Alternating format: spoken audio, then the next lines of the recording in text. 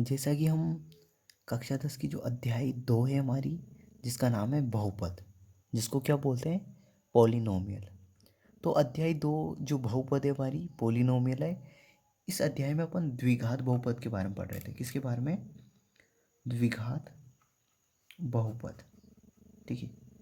अब ये क्या होता है द्विघात बहुपद? इसमें मैंने आपको बताया था, वह बहुपद जिसमें चर पद की अधिकतम घात कितनी हो, 2 हो, उसे द्विघात बहुपद बोलते हैं। जैसे मैंने आपको बताया था, a x square plus b x plus सी।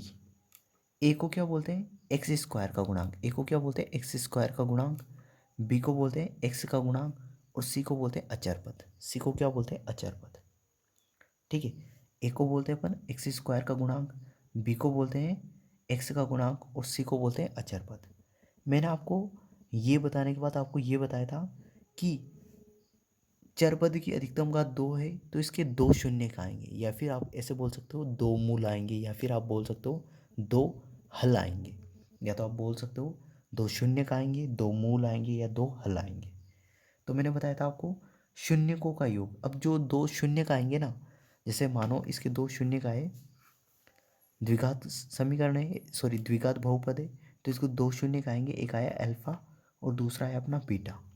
एक आया अल्फा और दूसरा आया बीटा। तो जो शून्यकों का योग का सूत्र बताया था मैंने आपको, शून्यकों का योग, इसका जो सूत्र बताया था मैंने, अल्फा प्लस बीटा, वो था अपना हमारा माइनस बी अपॉन ए। अब बी क्या है? अब हमारा एक्स का गुणांक, और ए क्या है? एक्स स्क्वायर का गुणांक। ठीक है। और मैंने आपको बताया था शून्यकों का गुणनफल। जो शून्यकों का जो गुणनफल था हमारा, वो था हमारा अल्फा बीटा। इसका मान बताया था मैंने आपको सी बाई ए। सी क्या है? अपना अचर पद है, और ए क्या है? अपना एक्स स्क्वायर का गुणांक।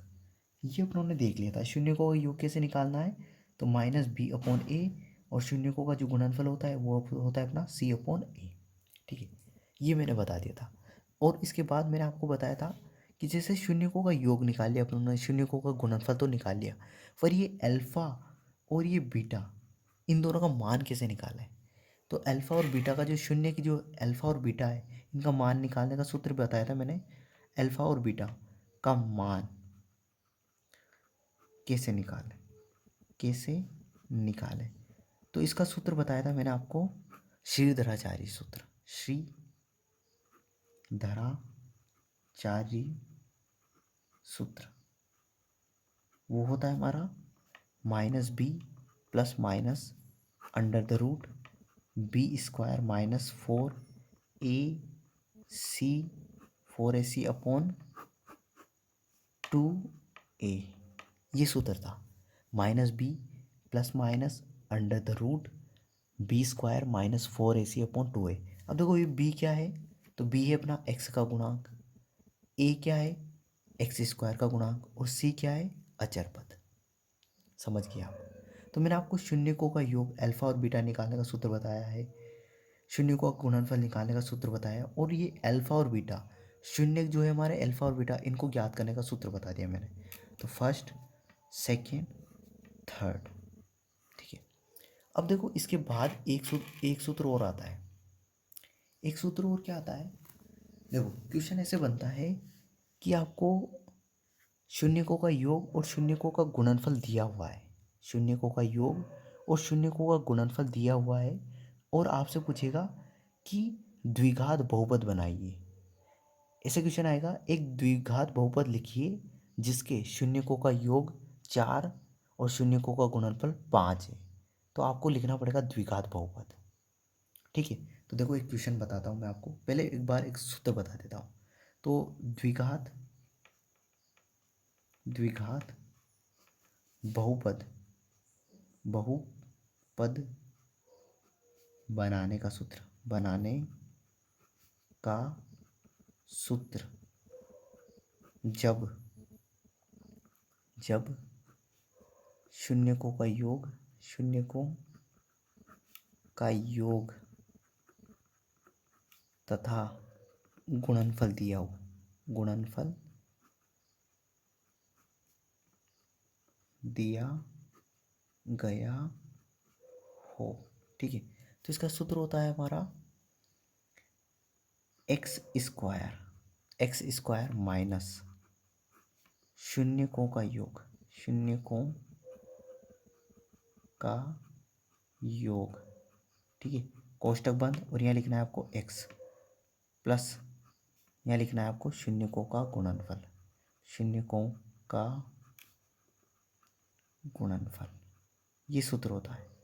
ठीक है, तो यदि आपको शून्यकों का योग और शून्यकों का गुणनफल दिया गया है और आपसे पूछा है द्विघात बहुपद कैसे बनाएं, ठीक है, द्विघात बहुपद बनाना है, तो ये सूत्र लगाना है आपको। इसी को अपन एक तरीके से और भी लिख सकते हैं, जैसे एक्स स्क्वायर माइनस यहाँ लिख देते हैं अल्फा प्लस बीटा, क्योंकि शून्यकों का योग ऐसे लिखते हैं, और यहाँ लिख दिया मैंने एक्स प्लस शून्यकों का गुणनफल को लिखते हैं अल्फा और बीटा। जैसे एक क्वेश्चन देखो, एक क्वेश्चन बताता हूँ मैं आपको, जैसे एक क्वेश्चन से समझा देता हूँ आपको, अच्छे समझ में आ जाएगा ये। ठीक है, क्वेश्चन है एक द्विघात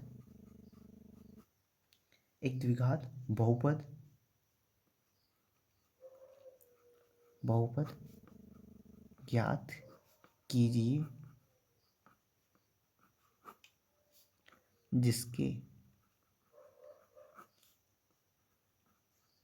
शून्यकों का योग तथा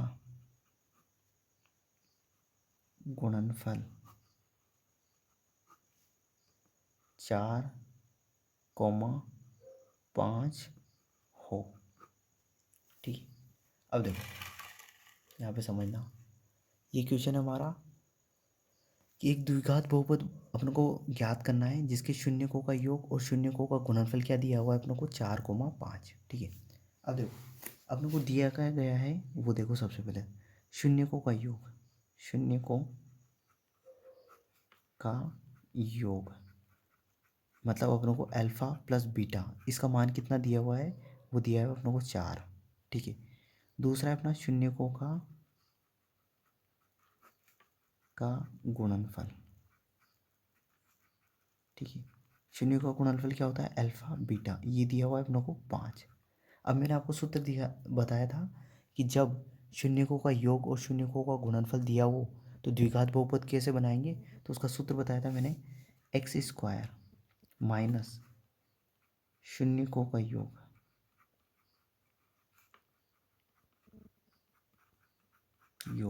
इंटू एक्स प्लस शून्यकों का गुणनफल। ठीक है, और इसी को अपन लिख सकते हैं x square minus alpha plus beta कोष्टक और यहाँ एक्स प्लस अल्फा बीटा। अब दोनों मान रख दो बस यहाँ पे, तो ये एक्स स्क्वायर ऐसा कैसे ही, ये माइनस का चिन्ह ऐसा कैसे ही, अल्फा और बीटा का मान कितना है तो 4, और 4 को एक्स से गुणा करेंगे तो 4x, ये प्लस का चिन्ह है तो ये प्लस, और अल्फा गुणा बीटा तो इसका मान कितना है 5, तो ये 5, तो ये द्विघात बहुपद बन गया अपना, यही आंसर है। ठीक है, तो आई होप ये जो वीडियो है आपको, जब एक द्विघात बहुपद ज्ञात करना है, कब ज्ञात करना है, जब आपको शून्यकों का योग और शून्यकों का गुणनफल दिया हो, तो ये वीडियो आपको पूरा समझ में आया होगा। ठीक है, आपको अच्छा लगा होगा। तो इस वीडियो के लिए इतना ही, अगले वीडियो में मिलते हैं। Thank you.